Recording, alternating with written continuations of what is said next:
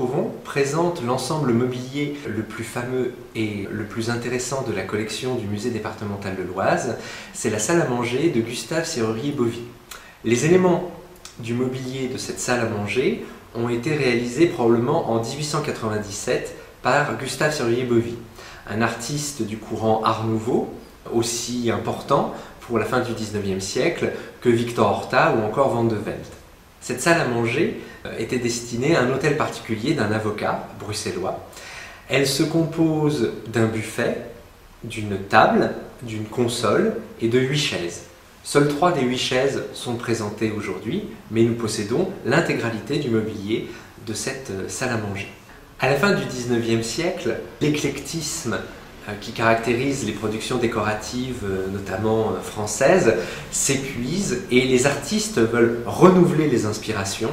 Cela va donner naissance au courant Art Nouveau. Les courbes du mobilier de Gustave Serrurier-Bovy sont caractéristiques des courbes des productions de l'Art Nouveau que l'on trouve en Belgique, notamment avec Victor Horta, mais également en France avec les productions d'Hector Guimard. Il y a un corps central ici avec trois tiroirs, 2 corps extérieurs, et l'ensemble est réuni par un arc de cercle qui emprisonne, je dirais, en fait les trois sections et les réunit.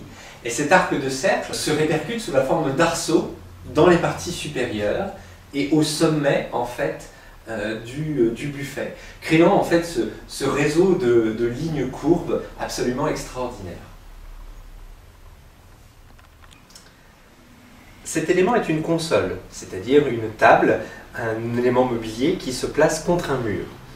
Elle est, comme le reste du mobilier, en bois de noyer, et vous avez ici des appliques sur les tiroirs en bronze avec des émaux translucides de couleur verte, que l'on retrouve également sur le buffet.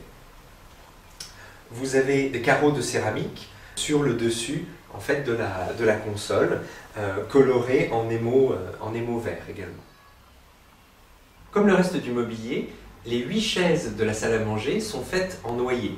Elles sont recouvertes également de cuir, travaillé au repoussé, sur lequel l'artiste a représenté des motifs végétaux, chers aux artistes Art Nouveau. Ces motifs de feuilles d'acanthe allongées trahissent une inspiration médiévale qui est en fait un témoignage de l'admiration que Gustave Serrurier-Bovy porte à Viollet-le-Duc, qui a remis au goût du jour, dans la deuxième moitié du XIXe siècle, l'architecture et le décor d'inspiration médiévale.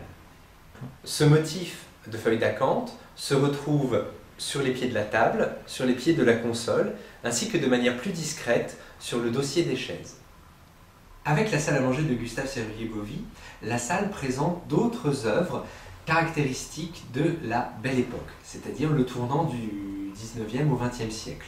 Le musée a mêlé les arts entre eux, la céramique, la peinture et le mobilier, afin de recréer l'atmosphère artistique de la Belle Époque. Ce type de présentation s'appelle une period room, parce que les Anglais ont été pionniers en ce domaine. Avec le mobilier de Gustave Serrurier-Bovy, nous présentons donc des céramiques d'Auguste de la Herche, des tableaux comme celui d'Antonio Lagandara ou encore le Beau Osiris de Varroquier. Nous présentons également des sculptures en plâtre d'Agathon Léonard et un magnifique vase de la fabrique de Lunéville, le vase au tournesol. Pourquoi présenter Gustave Serrurier-Bovy au musée départemental de l'Oise? Tout simplement parce que cet artiste belge a travaillé dans l'Oise pour un commanditaire de la Chapelle en Serval.